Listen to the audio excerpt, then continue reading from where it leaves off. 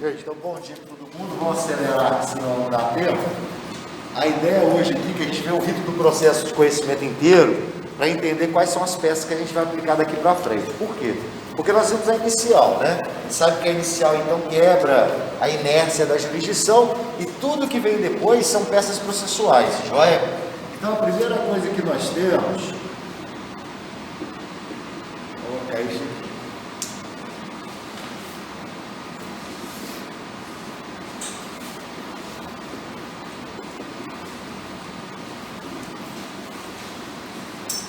É a petição inicial. Lembrando que a petição inicial, os requisitos estão lá no 319, né? Na verdade, 318, 319 e 320, joia? E aí, o que acontece? A petição inicial deve preencher uma série de requisitos, né? Nós temos lá que a petição, os requisitos estão no 319, nós temos outros requisitos, então, que são os requisitos extrínsecos, que são aqueles do objeto ser possível, do objeto não ser ilícito, entre outras coisas, né? E aí o que acontece? Quando eu vou e distribuo minha petição inicial, o juiz, então, ele vai dar o que nós chamamos de despacho inicial do processo. O que é esse despacho inicial do processo? Ele faz uma análise da sua petição, e aí a primeira coisa que ele pode fazer, quando ele se depara com a sua petição, é dar o indeferimento da petição inicial. O indeferimento está lá no 330. A exemplo do indeferimento, nós podemos falar aí da chamada petição inepta, aquela petição que não preenche os requisitos mais básicos da petição, joia? Então, ele pode indeferir sua petição inicial. Outra coisa que ele pode fazer, a chamada improcedência liminar do pedido, que está lá no 332. Exemplo de procedência liminar do pedido. Você ingressa com uma ação requerendo dano moral de fila em banco, tá? De demora em fila em banco. Então, e aí o que acontece? Imagina que existe uma súmula do STF, uma súmula vinculante do STF, dizendo assim, não cabe danos morais por fila em banco. O que o juiz faz? Ele dá uma improcedência liminar do pedido. Olha, você acabou de distribuir a petição e o juiz está dizendo que, olha, ele já está julgando improcedente sua ação liminarmente, beleza? Não sendo nenhum desses dois motivos aqui, ó, o juiz pode determinar a chamada emenda inicial. Que está lá no 321. O que é a emenda inicial? Relembrando, a emenda inicial é aquela oportunidade que o magistrado dá à parte de consertar algum vício sanável. Ou seja, faltou algum documento essencial, faltou valor da causa e algumas questões que poderiam inicialmente gerar até o indeferimento da petição inicial, ele vai oportunizar a parte a consertar esse vício sanável. Joia? Por que você tem que saber isso daqui? Porque, olha só, como eu disse na nossa aula lá de sábado, quando nós vamos estudar a teoria geral do recurso, a primeira coisa que vem na nossa mente é que o recurso ocorre ao final do processo. Não! Olha só, eu acabei de propor a minha petição inicial, distribuir, e o juiz então já deu um indeferimento de petição inicial. Por que eu estou dizendo isso?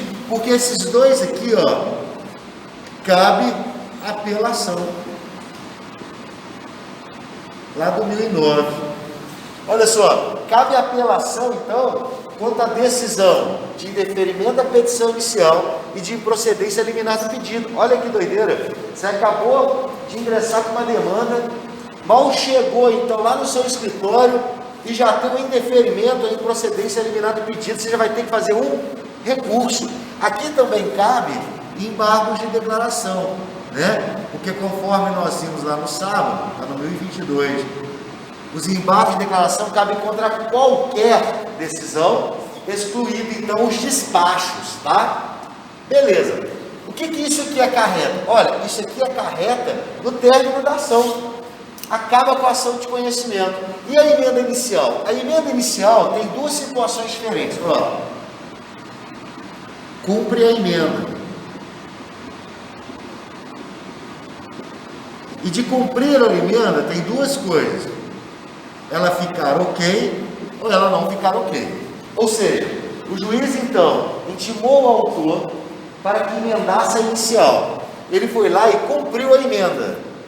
Esse cumprimento da emenda, ou seja, fazer a emenda, não quer dizer necessariamente que você vai satisfazer então a determinação do magistrado.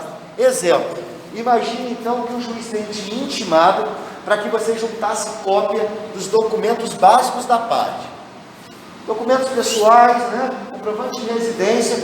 E aí o que você faz? Você fez a emenda juntando esses documentos. Só que você chega aqui, ó, e coloca os documentos agora ilegíveis. Ou seja, eu cumpri a emenda, mas a gente fala que ela não foi satisfatória e não cabe reemenda. A emenda já não é uma oportunidade. O juiz está dando uma oportunidade de você consertar um vício sanável. Aí você chega e não faz o que ele determina. Se chegar aqui, cumprir a emenda e for insatisfatória, vai gerar uma sentença aqui de extinção do feito e acaba o processo também. E desta sentença de extinção de feito, adivinha o que cabe? Ó, apelação, embargos. Então, se eu não cumprir de forma satisfatória a emenda, o juiz vai extinguir sem resolução de mérito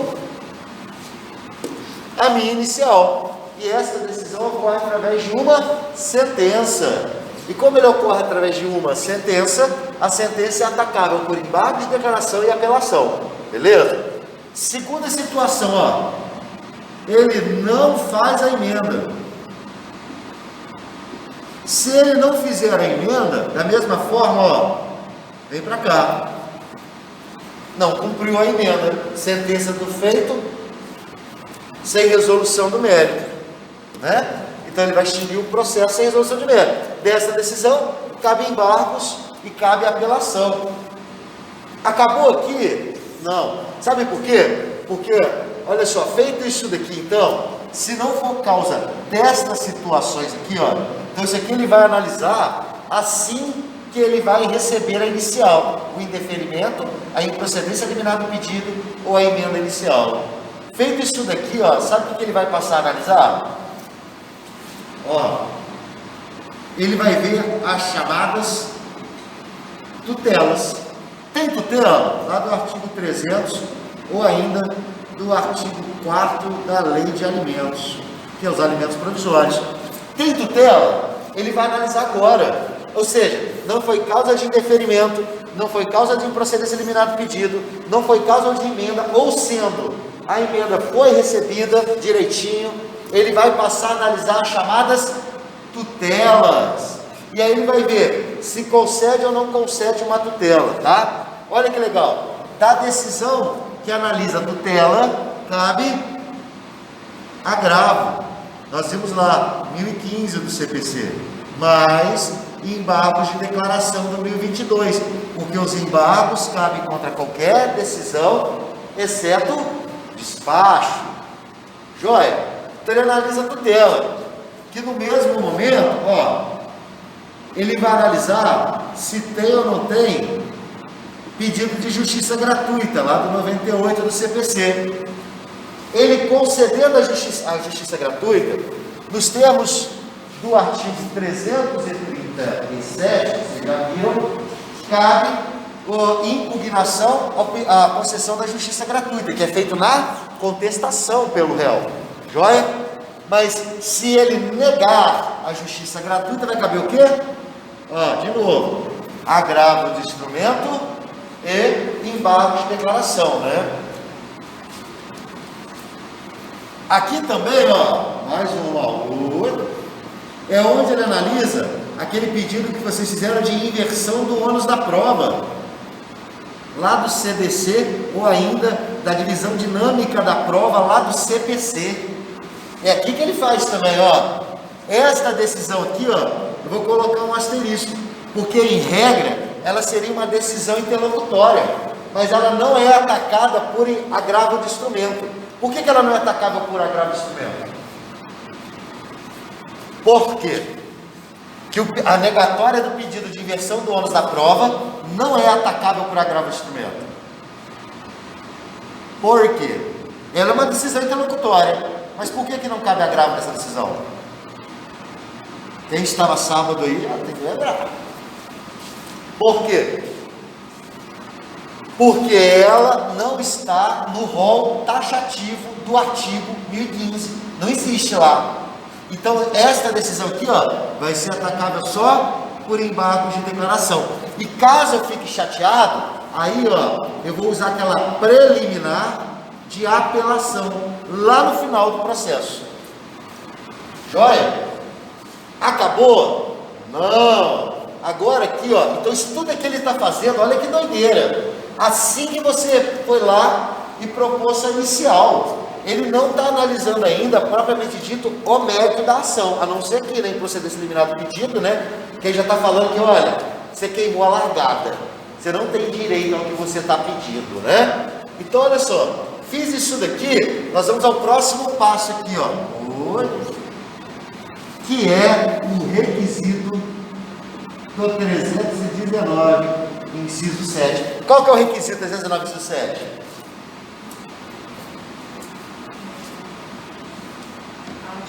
A audiência de conciliação, que é aquele que a gente coloca lá no tópico.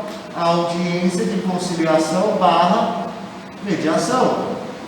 Ou seja, ele vai analisar aquele requisito depois de ter feito isso tudo aqui, Olha quanto recurso já deu para você brincar aqui, Só aqui, para vocês entenderem. Só da decisão da justiça gratuita, essa que o juiz vai negar, mas logo na hora que você propõe sua ação, sabe aonde você consegue chegar com essa negatória aqui? Onde? Vou dizer para vocês, vou colocar só da justiça gratuita aqui, depois eu apago. O juiz, então, negou na justiça gratuita. Agravo do instrumento, mas pedido de tutela recursal. Lembra que nós vimos isso? Está lá no 1015, inciso 5 do CPC, que diz que cabe agravo de instrumento contra concessão ou denegação de justiça gratuita. Só que eu estou entrando com agravo de instrumento, que é um recurso que precisa de preparo. Eu tenho que pagar para entrar com esse recurso. Só que ao mesmo tempo, a minha tese que eu quero discutir é o interferimento da justiça gratuita. Então, o que acontece? Eu vou entrar naquela decisão que o STJ disse, que eu entro com agravo, pedindo tutela recursal, ou seja, pedindo a justiça gratuita para analisar o recurso. Beleza. Nesse pedido aqui, de tutela recursal, o relator, decidiu monocraticamente pelo indeferimento. Contra a decisão monocrática do relator, cabe qual recurso?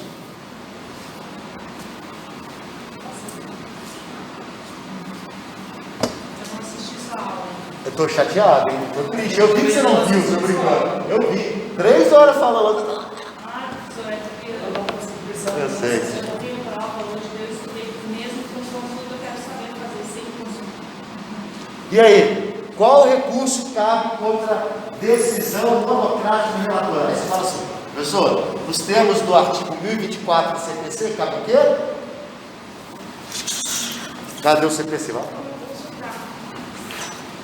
Nos termos do artigo 1024 do CPC, professor, cabe aquele agravo que chamava de agravo regimental, agora esse nome é bonitinho. Opa, isso aqui. Lá no 1024.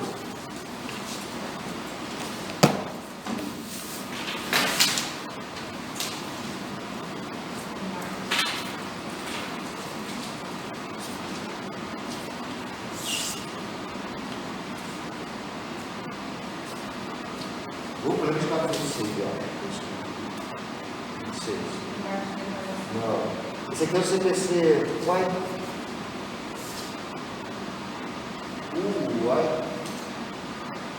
O juiz julgará os embargos. Não é isso não, confundi. Joga é 1024, deu branco agora. Depois procurei, agravo interno, não depois aí. Deu branco agora. 1021. Ah, em 1021, verdade. Então, no 1021 lá, aqui, ó, contra a decisão monocrática do relator, cabe agravo interno. Então, olha só, esta decisão monocrática do relator, cabe agravo interno. 1021, verdade. Agravo interno. Sabe quem julga o agravo interno? Vou vir para cá. É o pleno do Tribunal de Justiça. Ou seja, quem vai julgar seu agravo interno vai ser o pleno do TJ. Então, ó, eu tive justiça gratuita indeferida, interpus agravo de instrumento com pedido de tutela recursal. O relator, quando recebeu, negou monocraticamente o minha tutela recursal. Dessa decisão, cabe agravo interno. O agravo interno é julgado pelo pleno do Tribunal de Justiça, ou seja, pelos outros dois desembargadores, mais o relator que negou minha decisão. Essa decisão aqui, ó, ela vai dar um acordo. Dessa decisão de acordo, ó, vai caber embargo de declaração do 2022, vai caber o quê? Recurso especial. O recurso especial, eu já fui para onde aqui? Foi STJ. E aqui eu poderia já atacar com recurso extraordinário. O recurso extraordinário aqui, ó, já ia para o STF. Esta decisão aqui também, a debatora daqui, ó, recurso extraordinário. Olha só, por isso você tem que entender. Porque do indeferimento de justiça gratuita, eu vou passear no STF. Olha como é que, se não souber como é que encaixa os recursos, complica. Ou seja, ó, pedir justiça gratuita na minha inicial, e eu já consigo chegar onde? Nas cortes mais altas do Brasil, na STJ e STF, desde que manejamos os recursos corretos. Por isso que tem que entender a teoria geral do recurso, senão você fala, ai pessoal, então para chegar no STF, não, olha aqui, eu acabei de entrar com a inicial, desta decisão que o juiz negou. Ó, juiz negou, agravei tutela recursal, a tutela recursal foi negada monocraticamente pelo relator do tribunal, eu entrei com o agravo interno. O agravo interno determina então que o julgamento do meu recurso é feito pelo pleno, pelos três julgadores, em vez de ser só monocrático do relator. Beleza, daqui eu tenho um acordo. Esse acordo eu posso ter os embargos de declaração, depois eu posso subir para o STJ através de um recurso especial. E daquele recurso especial, eu posso entrar com recurso constitucional, que é o recurso extraordinário. Ou ainda, se for matéria só constitucional, eu discuto aqui direto com o STF, porque não é recomendado, porque demora muito. Joia? Eu vou ter que mostrar a repercussão geral, recurso do STF demora demais. Mas olha só, dá decisão de justiça gratuita. Eu não estou falando aqui da tese mais louca jurídica que você está imaginando. Por isso que tem que entender. Joia? Então vamos continuar aqui. Então, passado isso daqui, ó, ele passa então agora, e aqui falando isso, serve, gente, para cá também, ó. Por exemplo, o indeferimento da petição inicial, eu apelei, apelação para o tribunal. O tribunal então mantém a decisão monocrática do juiz, ou seja, mantendo pelo indeferimento. Do acórdão da apelação, cabe embargo de declaração e depois vai caber recurso especial para o STJ. Já fui para o STJ por causa do indeferimento da petição inicial, dizendo só para o juiz receber a inicial. Olha que loucura. Não é nem para discutir se eu tenho ou tenho direito à ação. É só falar, olha filho, não vamos discutir aqui que essa petição é inepta. O que é uma petição inepta? Você lembra? Um exemplo de petição inepta. Um de cada vez. Muito barulho. O que é uma petição inepta? Falta alguns requisitos? Mas aí eu não tenho a emenda inicial para sanar vício sanável? Ó, a petição inepta é aquela que, por exemplo, que os pedidos não decorrem de uma lógica da fundamentação. Exemplo, eu entro com uma ação de dano moral, e eu vi isso acontecer esses dias para trás. O indivíduo entrou com uma ação pedindo dano moral e material contra um terceiro. E nesta peça, sabe qual que é a fundamentação que ele usou? Previdenciária. Como se o terceiro fosse a previdência social para poder manter ele pagando mensalidade. Não é assim, é diferente. A tese civilista é uma, previdenciária é outra. Outra coisa, a petição, por exemplo, você vai pedindo dano moral. Eu não concordo com essa tese, mas o juiz pode dar uma inepta inicial pela petição ser grande demais. Aquela petição de 300 páginas que não tem lógica. O cara, eu sempre brinco assim, ó, a petição inepta, a gente brinca, a gente chama ela de petição Frankenstein. Por que Frankenstein? Porque o advogado pega, senta no computador e vai no Google e vai Ctrl+C, Ctrl+V, Ctrl+C, Ctrl+V, fica Frankenstein, pedaço cada um. E aí fica aquele negócio totalmente ilógico. Por isso que a petição inepta, chamada carinhosamente petição Frankenstein. Beleza? Oi. Geralmente, você já houve uma discussão no grupo a respeito das laudas da petição inicial, mais ou menos quantos que é necessário? Discussão que respeito, tipo assim, um exame de ordem para uma prova. É que, tipo assim, estavam discutindo quantas páginas tinha que ser a petição. Então, você estava falando que a minha deu 7, outra deu 6, a minha deu 5. Não, tá ótimo o tamanho. Para a prova da ordem tem que ser 5 folhas, porque são 150 linhas com 30 folhas cada uma. Mas com a petição normal, eu sempre falo, petição boa tem que ter geralmente de 5 páginas até 10, mas o que isso é loucura. Tem uma tese, eu tive aula com o ministro Ricardo Coelho do STJ, ele falava uma coisa que eu achava fantástica. Ele falou assim, se o advogado precisa de mais de 10 folhas para me convencer que ele tem direito, ele não tem direito. Isso é o ministro que falou isso. Porque se ele tem que encher tanta linguiça, porque ele falou, o direito é quente, o direito é vivo. Eu não preciso de fazer uma petição de 100 páginas para falar que eu tenho ou não tenho direito a isso. Isso é perfeito, eu achava ele falando aqui perfeito. Ele falou isso depois que eu fiz uma pergunta para ele, eu tinha entrado com um recurso especial no STJ, e não foi para a turma dele. Mas eu falei, ministro, estou com recurso, na época da Energisa aqui. Falei, da Energisa e tal. Falei, porra, eu estou achando que a petição não ficou assim. Falou, quantas folhas você fez? Eu tinha feito 40. Aí eu falei, mas quantas folhas é satisfatória? Ele me respondeu dessa forma. Eu falei, já leu. Quanto é que até hoje não foi julgado esse recurso. Já tem 6 anos. Ou seja, eles vão ler os outros. O meu fala, se eu preciso de 50 folhas para convencer que o meu cliente tem direito, ele não tem direito. Não, mas isso aí é relativo, por exemplo, tem letra que é desse tamanho. Tá, mas olha só, letra? É assim, então. Não, mas aí que tá. O CNJ tem um padrão. Ah, você está falando de escrito, né? Ah, não, escrita é que eu falo. Escrita é mais complicado. No computador, ele é mais fácil, porque tem um padrão de CNJ, né? Times New Roman, letra 12, espaçamento 1,5, citações com 11, espaçamento 5, C com 4. Isso é como o CNJ diz. Agora, na mão, tem gente que, por exemplo, eu vejo com as petições, escreve tão pequenininho que dá fio por frente e verso, e tem tudo que precisa. Outros, tipo assim, para fazer a primeira página já quase dá 2, depende do tamanho da letra. Mas para concurso, OAB, esse negócio, quem tem letra muito grande, tem que aprender a reduzir. Qual o limite? Joia? Então, assim, é relativo. Para atividade, 5 páginas, 6, 7 é suficiente, mas o que é isso já acho que é um exagero. Para atividade, né? Agora, numa tese, você vê como é que é assim, tudo é caso a caso. Imagine que você está discutindo uma nova tese tributária. Você vai ter que fazer uma petição, que é quase uma aula daquilo, para o julgador monocrático já acolher sua tese, depois do tribunal. Então, isso vai depender da causa. Agora, uma ação de dano moral, por tempo em fila de banco, inclusão indevida no SPC e Serasa, alimentos, ela não precisa ser uma petição de 30 páginas, não precisa, não tem como ter. É demais. Por mais que você coloque lá a doutrina inteira do país, vai ficar uma porcaria, porque é uma coisa tão viva, a tese já é consolidada.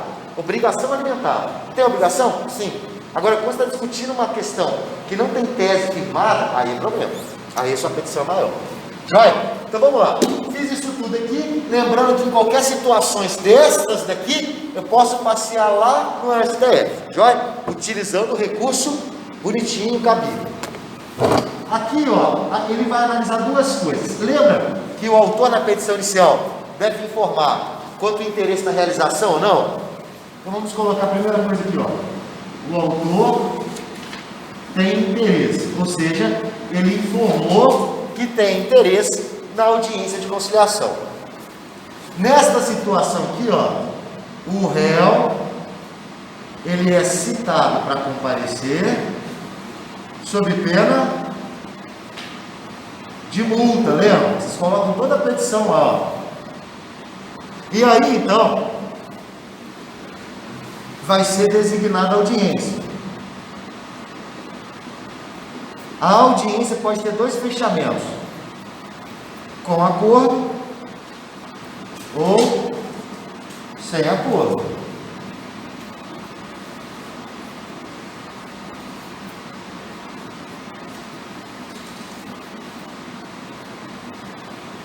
Olha só, se tiver acordo e não foi realizado pelo magistrado, o juiz vai homologar através de uma sentença.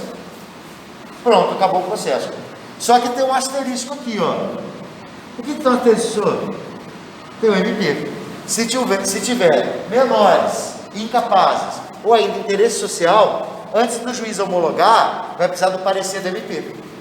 Se o MP der um parecer desfavorável, provavelmente não vai haver a homologação. Provavelmente por quê? Porque o juiz não está adstrito então do MP. Ele dá parecer, não é decisão, parecer. Ele diz, ó, me parece que o senhor não deveria homologar isso daqui, mas não quer dizer que o juiz não vá deixar de homologar. Beleza? E sem acordo, ó, sem acordo, 15 dias, a contar da última audiência sem acordo, para o quê? Contestar. Está lá no 335. Então, ó, da audiência de conciliação, o autor informa que tem interesse, o réu é citado para comparecer sob pena de multa, está lá no 334, parágrafo 8º, vamos colocar 334 aqui.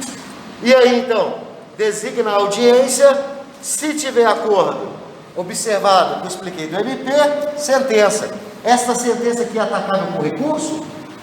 Essa daqui, da homologação do acordo? É atacável por recurso. Cabe embargo de declaração e cabe apelação. Só que pense comigo, os caras sentam numa mesa, apertam a mão, fazem um acordo e aí vai lá e entra com recurso. É ilógico, né? Por isso, nós vamos colocar um asterisco aqui, ó. A orientação do CNJ é que as partes, antes de homologar, peçam a chamada renúncia do prazo recursal, que aí não vai caber recurso daquela decisão, sacou? Então, isso daqui é uma orientação, não quer dizer que é uma obrigação, beleza? Mas como regra, se não tiver renúncia do prazo recursal, cabe o quê? Apelação e embargo de declaração. E aí já viu o que aconteceu isso aqui que você está vendo, né? Dá aquele furdunço todo ali. Essa renúncia faz na hora do acordo. É na hora do acordo. Isso aí, o CNJ não entra. Eu, por exemplo, eu não faço um acordo com o Poder Judiciário se eu não colocar cláusula de renúncia. Sabe por quê? É impressionante. A pessoa acabou de fazer acordo com você, o advogado planta semente de mal no cliente e fala, olha, acho que você não fez um bom negócio não, hein? Ó, aí o cara, ai, me arrependi. Aí vai lá e cancela a porra do negócio. Então você já tem que colocar cláusula de renúncia. Que aí já sai dali se arrepender, meu amigo. Toma 2 cachaças que nem passa. Isso aí tem na ação trabalhista também ou na ação? Ah, na trabalhista, vocês têm que ver com o professor trabalhista. Estou meio por fora, mas eu creio que sim, que aplica subsidiariamente, né? Mas é melhor ver o que vai dar trabalho para vocês. Beleza, ó. Então ele renuncia do prazo recursal, aí sim ele não poderia recorrer. Mas em tese pode. Só que eu sou bom fazer a contrarrazão dessa apelação, eu já peço uma litigância de má fé. Fala, porra, o cara está de má fé, fez a gente fazer um acordo agora falando que não quer. Mas enfim. Apelação e embargo também. Embargo de declaração. Lembra que embargo de declaração cabe contra qualquer decisão, exceto o despacho. Então vai caber de qualquer interlocutória, assim como de qualquer decisão de mérito que é a sentença. Beleza? Olha só, contestar. Beleza, cheguei aqui. Então, ó, a contestação inicia-se da última sessão sem acordo e 15 dias depois. Pessoal, mas tem outra opção aqui, sim, tem outra, ó. O autor não tem interesse. E esta petição vocês fizeram. Lembra quando vocês fizeram aquela petição de manifestação? É essa situação aqui, ó. O autor cumpriu os requisitos da inicial, isso daqui, informou que não tinha interesse. Neste caso aqui, ó, o réu, ele é intimado a manifestar, lembra? Quanto ao interesse, se ele tem ou não tem interesse. E aí, então, ele tem 2 situações. Tem interesse. Se tiver interesse, gente, ó, vai acontecer essa regra aqui, ó. Designa a audiência. Neste caso, o autor é intimado a comparecer sob pena de multa. Então, ó, o autor falou que não quer. O réu é intimado a manifestar. O réu informa que tem interesse. O juiz vai marcar a audiência. E neste caso, o autor é intimado a comparecer sob pena de multa. Olha como é que inverteu o jogo. Segunda situação. O réu não tem interesse. Olha que legal. Vem para cá. Então, ó, o prazo inicial para contestar é da última audiência sem acordo, 15 dias da última audiência, ou 15 dias do protocolo da petição do réu informando o desinteresse na audiência de conciliação. 335 do CPC.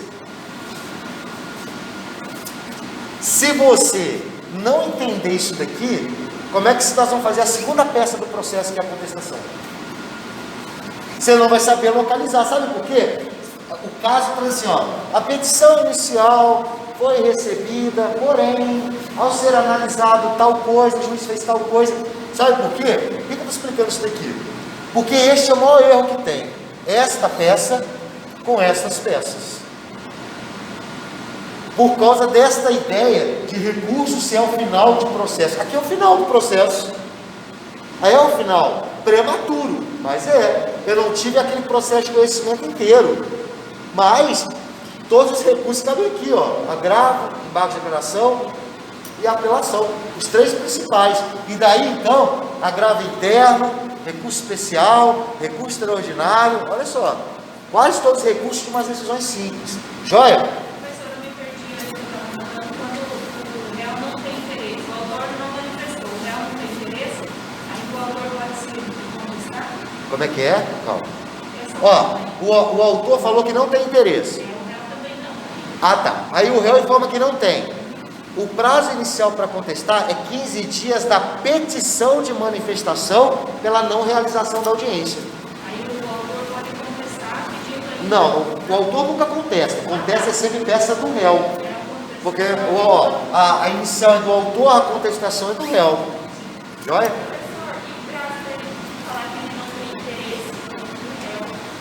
Como é que é? 10 dias. Ele tem 10 dias para manifestar isso sob pena de preclusão. E olha que interessante.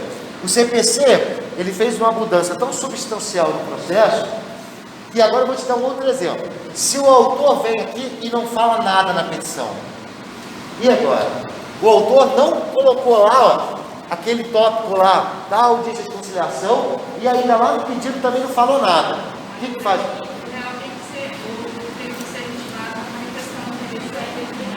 Vai ter audiência. Como assim vai ter? Porque o código diz assim, ó, só não vai haver audiência de conciliação se ambas as partes manifestarem seu desinteresse. Como o autor não manifestou, vai ter. O momento do autor manifestar o interesse ou desinteresse é na petição inicial. Se ele não falou nada, é porque ele tem interesse. No silêncio do autor, tem interesse na audiência. Olha que loucura. Joia? Então só não vai ter audiência se o réu falar que não tem interesse e o réu vem e fala que não tem interesse. Se o autor falar que tem, vai ter audiência. Se o réu falar que tem interesse, vai ter audiência. Lembrando que se o autor falar que não quer, o réu falar que quer, neste caso o autor é intimado a comparecer sob pena de multa. Se o autor não for, ele vai ser multado. Por causa daquela ideia da autocomposição dos conflitos, que é a maior premissa do CPC novo. Tentar resolver todo o processo de forma amigável. Joia? Acabou aqui? Não, nem dera se o processo acabasse aqui. Nós estamos falando só de 2 anos da ação até aqui, nem começamos a falar ainda da ação aqui. Vamos lá. Olha só. Então nós vimos aqui, ó, algumas peças principais que você tem que saber, ó. A apelação, os embargos de declaração. Cadê o agravo de instrumento? Ó, o agravo de instrumento. E a contestação. Essas aqui, ó, são as peças mais importantes que nós temos. Tem outras, pessoal? Tem, ó. A emenda inicial é uma peça simples. A petição de manifestação é uma peça simples. Já fizeram essa peça. Joia? As peças cabeças de um processo de conhecimento aqui, ó. Inicial, os recursos, a contestação. Nem as alegações finais ela traz tanta importância, porque a alegação final geralmente é remissiva, não tem, já em regra, a alegação final é produzida oral na audiência de instrução, a regra, né? Joia? Lembrou disso aqui? Beleza. O que é a contestação? Vamos lá. Gente, ó, se existe uma peça técnica e difícil de fazer, denomina-se contestação. Sabe por que a contestação é tão difícil de fazer? Porque é muito mais fácil atacar do que defender. Por exemplo, se o indivíduo manda 10 flechas em você e você se esquiva de 9, você vai levar uma flechada. Agora, se o indivíduo envia 10 flechas e você se defende de 10, o autor não teve prejuízo nenhum, ele apenas errou o alvo. Mas o réu é que incube aí a matéria mais difícil do direito, que é a defesa. Mais difícil. Sabe por quê? Existem alguns institutos bem complicados. A revelia e a preclusão. Quando nós discutimos contestação, tem duas coisas muito perigosas. Tem a revelia, aquela que a parte deixa de se defender de forma completa. Mas tem a que nós chamamos de revelia técnica, que é aquela que o cara se defende, mas não se defende tecnicamente. E aí então vai a matéria. E se não bastasse, nós temos ainda a confissão. Ou seja, o indivíduo, além de não se defender, confessa que fez. Aí é para acabar com o cara, não tem mais o que fazer. Então, quando a gente trabalha com contestação, a revelia é esse instituto. A preclusão é quando eu devo fazer, mas eu não faço. Exemplo: o réu deve, na contestação, apresentar toda a matéria de defesa. Aí sabe o que acontece? Ele esquece de uma matéria de defesa. Ferrou. A preclusão daqui vai gerar revelia técnica. Ele vai deixar de se defender naquela matéria. E a confissão é o pior dos institutos. É porque enquanto o indivíduo deveria se defender, ele o quê? Se conforma em dizer que fez. E aí, contra a confissão é bem difícil de desconstituir. Tá? Obviamente, existem nulidades que podem ser discutidas numa confissão, assim como no processo criminal. Mas, em regra, o indivíduo chega na audiência e aí o juiz pergunta: o senhor estava transitando com o veículo tal dia? Sim. Nos autos consta que o senhor avançou a sinaleira. Isso é verdade? Fala: sim, eu estava com pressa. Pronto, acabou. O juiz vai falar: satisfeito, sem mais perguntas, porque acabou de confessar o direito. Ele nem vai perguntar: mas o senhor causou dano moral a ele? O senhor demorou a pagar? Meu amigo, dane-se. O fato principal já foi para o saco, que é a confissão. Beleza? E isso é um dos maiores problemas da contestação. Para nós, além desses três, nós temos mais um problema. E esse é o mais difícil de combater. Sabe o que é? Que nós chamamos de fato novo. Olha só, você com aquela ânsia de fazer uma peça simulada, você busca então criar uma saída processual, que não existe no caso. O caso, ele é nítido no que ele diz, dizendo então toda a história. E aí você, por não conhecer as teses jurídicas que serão discutidas no processo, as teses jurídicas processuais, materiais, as teses jurídicas de direito, do cabimento de hipótese, cabimento daquele direito, você começa a criar outras coisas que não tem nada a ver com o caso. Então, gente, na contestação, em hipótese nenhuma, pode-se criar o chamado fato novo. Exemplo: o caso de contumação consumerista, que é uma ação indenizatória consumerista.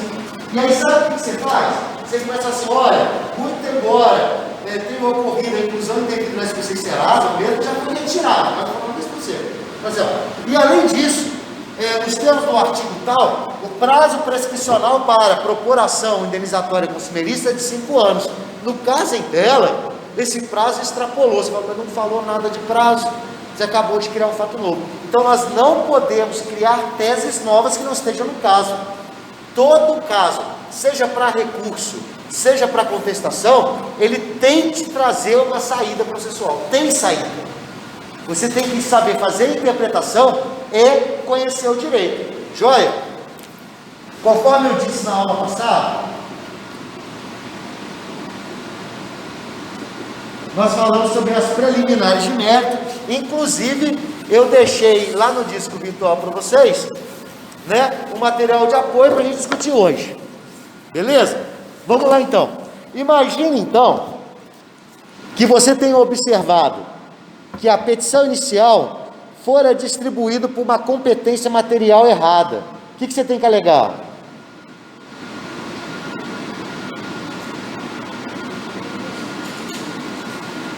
O que você terá que alegar?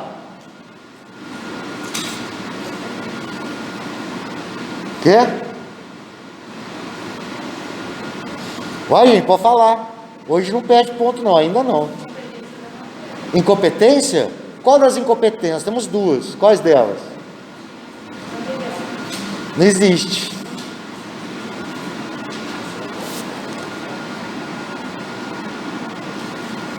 Qual a incompetência? Eu propus a ação na competência material errada. Aí você tem que alegar matéria preliminar na contestação. Aí me disseram que é incompetência. Qual a incompetência? Absoluta? Ela disse absoluta, vocês concordam? E aí? Falei para vocês estudarem preliminar de mérito. Lembra, aula passada, coloquei material de apoio, coloquei 337.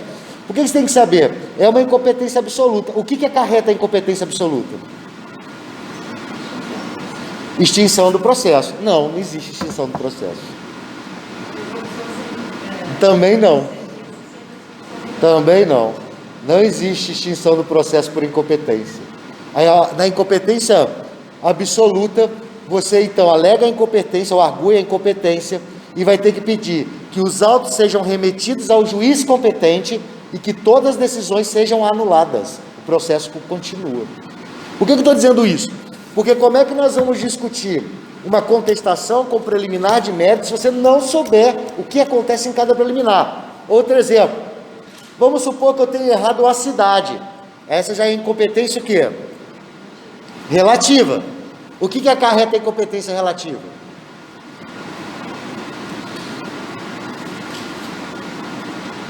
Coloca um asterisco assim, tenho que estudar incompetências, porque o Karate vai me cobrar. Pode colocar. Dever de casa, faz aquele desenho da casinha assim, ó, no caderno. Gente, ó, por que eu estou dizendo isso? Não, isso foi da aula passada. Lembra que eu coloquei e falei, galera, ó, semana que vem a gente vai ver contestação. Então, ó, vamos ver preliminares, reconvenção e contestação, lembra? Eu deixei aquele, dentro de aspas, artigo para vocês lá no Disco Virtual, vocês viram? Lá no portal de vocês? Nem viram, né? Não viu, mas não tinha? Tá lá, olha lá. Tá... Não é artigo. É um... É, então. É um artigo. É um artigo. Um artigo grande, né? Bem grande. Então, aquele artigo lá é muito bom. Porque é o artigo completo, inclusive, né? Mas enfim, olha só.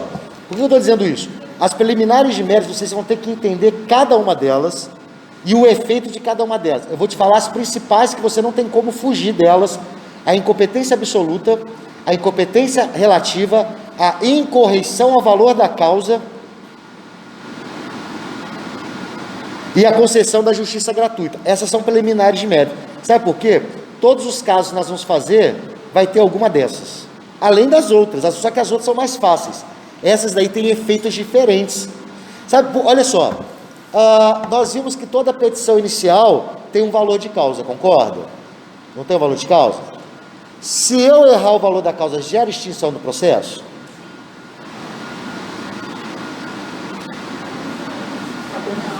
Não gera. O que vai acontecer? O juiz pode de ofício intimar a parte para que corrija o valor de ofício, ou o réu pode, na contestação, alegar preliminar de incorreição ao valor da causa. Para que isso serve? Olha, o valor da causa ele é um parâmetro para as custas processuais e para os honorários sucumbenciais, não é? A gente não pede a condenação de 20% sobre o valor da causa? Então, por isso que esse valor tem que ser correto. Teoricamente, o valor da causa não põe fim ao processo, o valor errado. Mas pensa comigo, O réu vem na contestação e fala, olha, o autor ingressou com uma ação de dano moral e material, e nos termos do 292, quando houver cumulação de ações, o valor da causa corresponde à soma das ações.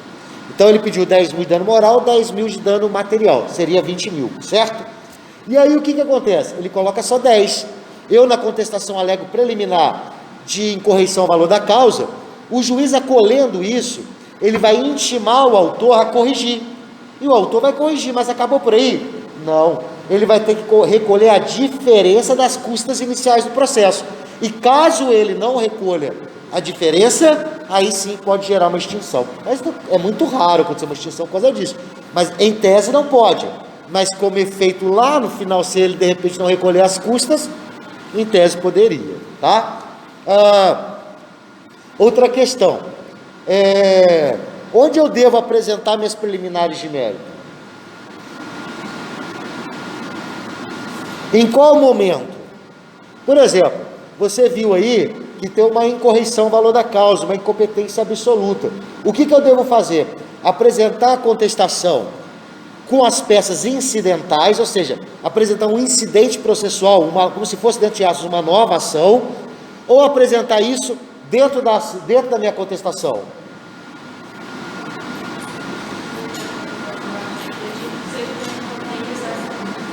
Dentro da contestação?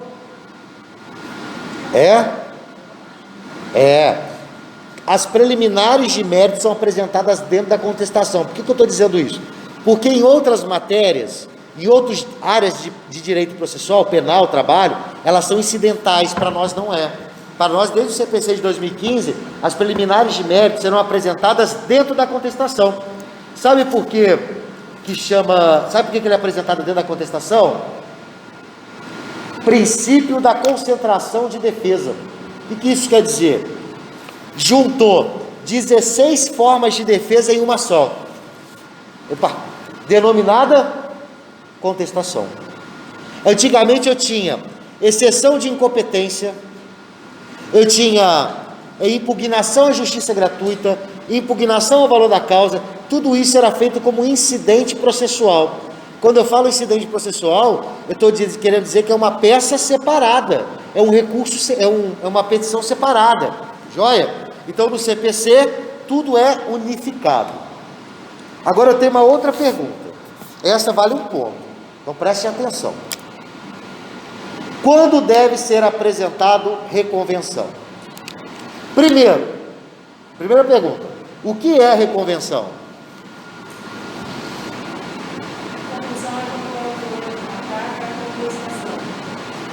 Quando o autor, como é que o autor vai atacar a contestação?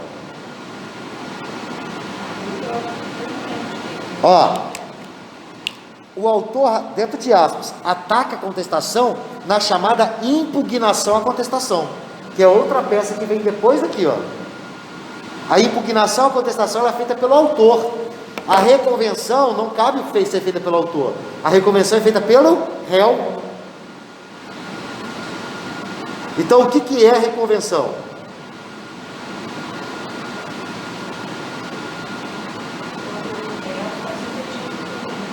Pedido também? Pedido próprio? Manifestação, mas aí é contestação. Não?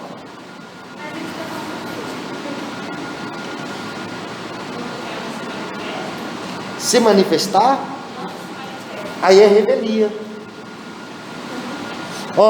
Gente, a reconvenção é a oportunidade que o réu tem de contra-atacar o autor.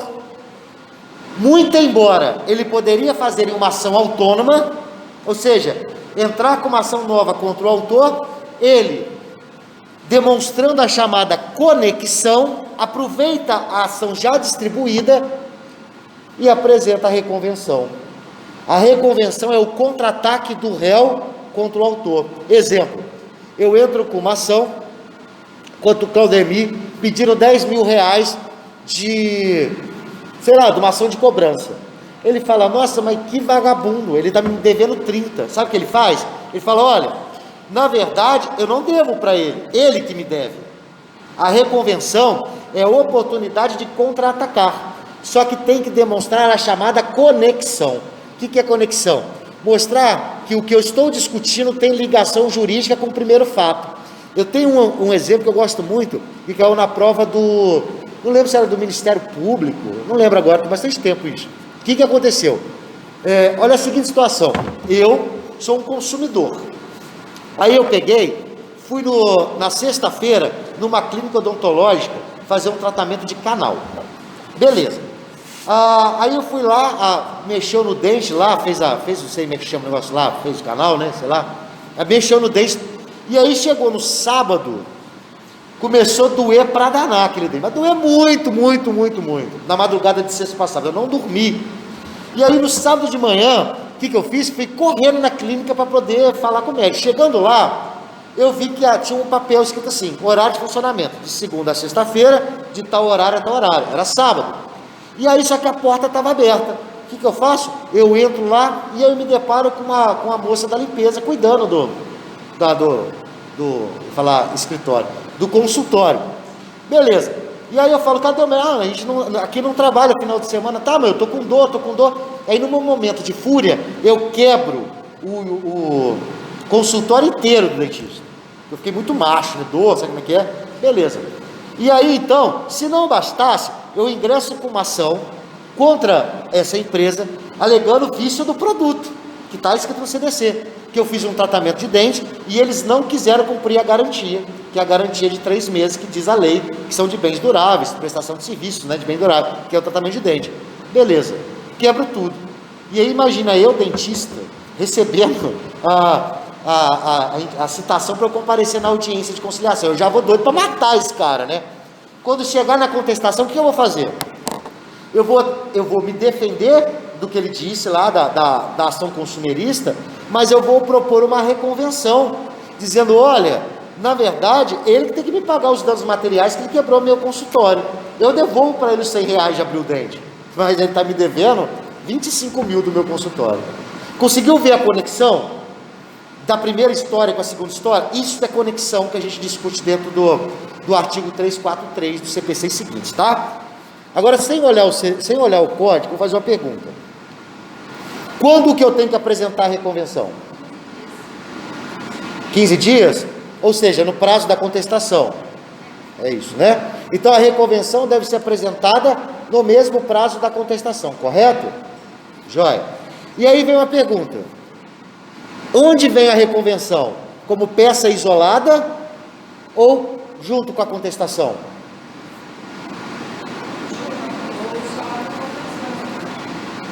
E aí? Junto? Junto com a contestação, disse Claudemir. Fica roubando, eu estou lendo aí, ó. E eu tenho uma pergunta então. Para eu então propor uma reconvenção, eu vou ter que contestar? Porque mas a reconvenção não está dentro da contestação? Por quê? Ah, tá. Para de ler o 343 para vocês que eu estou vendo. Viu como é que eu sei? Me explica por que então tem isso daí. Que eu posso propor reconvenção independentemente de contestação. Me explica por que então. Esquece inicial. Por que o réu pode apenas apresentar a reconvenção independentemente de contestação? Quem mata essa? Vai ganhar 2 atividades bônus para ficar sem fazer. Ou sem ter que refazer. Quem me explicar ganha 2 atividades bônus. Está gravado aqui, testemunho, gravado. Professor, não é necessário. Porque da volta atacando, não, uma espécie de defesa dele. Olha só, eu vou ajudar vocês. Agora já valeu uma atividade só. Tem a ver com o princípio constitucional. Não tem nada a ver com o CPC. Ampla defesa? Ampla defesa? O autor pode se defender na convenção. Se defender do que ele está sendo acusado. Ele contrapôs o réu contrapôs o autor para ele poder se defender de uma base no processo. Não, sim, mas... Ninguém, né? Quê? Não, aí justifica a existência da reconvenção. Propor junto, por quê? Para dar celeridade processual e economia processual. Isso é justificativa de criação, mas não é isso. Olha só, dei a chance, viu? Depois fala que eu sou mal. Ela nasceu aqui mais bonzinho que eu. Tem a ver com dois princípios constitucionais. Dois. O contraditório e a ampla defesa. Mas por que tem a ver com esses dois? Ninguém falou por quê.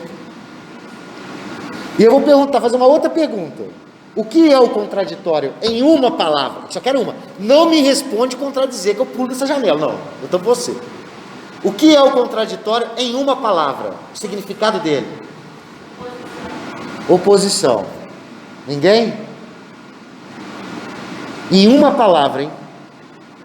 Eu vou colocar na prova de vocês isso. Vai ver se eu não vou. Contraditório é igual a ciência. Como diz duas palavras, né? Parabéns. Dar ciência. Dar ciência de quê? Dar ciência daquilo que lhe é imposto. Como assim, professor? É a chamada citação. Contraditório é dar conhecimento daquilo que está sendo imposto à pessoa. Isto é contraditório. Para que ele possa usufruir de outro princípio constitucional, que é a ampla defesa. Por que você tem que entender disso? Porque olha só agora como é que vai dar lógica. O professor está surtado. Eu estou perguntando uma coisa. O contraditório é obrigatório sob pena de nulidade. Lê o artigo 337, inciso 1. Primeira preliminar de mérito. Olha o que diz aí. 337, inciso 1. Diz aí. Ausência ou nulidade de citação, ou ao contrário. Viu? Olha só, a ausência ou nulidade de citação gera efeito processual, porque o contraditório é obrigatório sob pena de nulidade. E a ampla defesa? A ampla defesa o conceito sim, utilizar todos os meios emitidos em direito, né? Mas assim, o contraditório é obrigatório sob pena de nulidade. Já a ampla defesa, ela é facultativa. Como assim facultativa? Eu defendo se eu quiser. Em penal ele é obrigatório, tá? Existe até a chamada falta de defesa técnica que gera nulidade do processo. Mas para nós, olha só, o contraditório é obrigatório sob pena de nulidade, enquanto a ampla defesa ela é facultativa. Como assim, professor? O legislador, quando colocou que a reconvenção pode ser apresentada independente de contestação, ele quis dizer o seguinte, ninguém é obrigado a se defender para contra-atacar. Ou seja, eu não preciso contestar para reconvir. Eu posso apresentar a reconvenção independentemente de contestação. Ou seja, eu deixo de me defender, vai gerar revelia, mas isso é um direito constitucional que eu tenho, que a ampla defesa em matéria civil, ela é optativa, facultativa. Eu tive um caso há uns anos atrás, tem bastante tempo isso. Olha só, chegou uma senhora para mim com uma citação de uma demanda judicial de briga de vizinhança mesmo, com a de árvore, com a de fruta, com a de, sei lá, os cambal, dando moral, dando material. Aí nisso o filho quebrou o muro, o outro quebrou a telha. Eu falei que esse inferno de vizinho, né? Enfim, o que aconteceu? Ela levou, e aí ela queria saber o que era aquilo. Eu expliquei que era uma demanda judicial, o risco de ser condenado, o que tinha que ser feito. Aí no final eu falei, olha, o prazo da senhora está acabando. A senhora tem, eu não lembro, acho que era 4 dias, 3 dias para se defender. Então quanto antes? Ela falou assim, não, mas eu não vou me defender. Eu falei, como não? Você vai ser condenado. Revelia. Se a senhora não se defender, a senhora vai ser condenada. Ela me respondeu assim, eu acredito na justiça divina. Bom, foi condenado. Aí eu falei, olha, justiça divina é uma coisa, justiça do homem é outra, tal. Ou seja, ela usou um direito constitucional que ela tem de querer não se defender em matéria civil. Joia? E por isso, então, que eu posso apresentar a reconvenção independentemente de contestação. Olha que legal. Então eu posso deixar de me defender, mas eu posso contra-atacar? Sim. E pelo amor de Deus, eu estou dizendo isso, eu escutei algumas pessoas falando quase que direto isso, em justiça comum, que a gente aprende aqui, não existe pedido contraposto. O pedido contraposto só existe no juizado especial. Por que é só no juizado especial? Porque na Lei 9.099 não permite apresentar reconvenção. Então, para eles, a reconvenção ocorre através do pedido contraposto.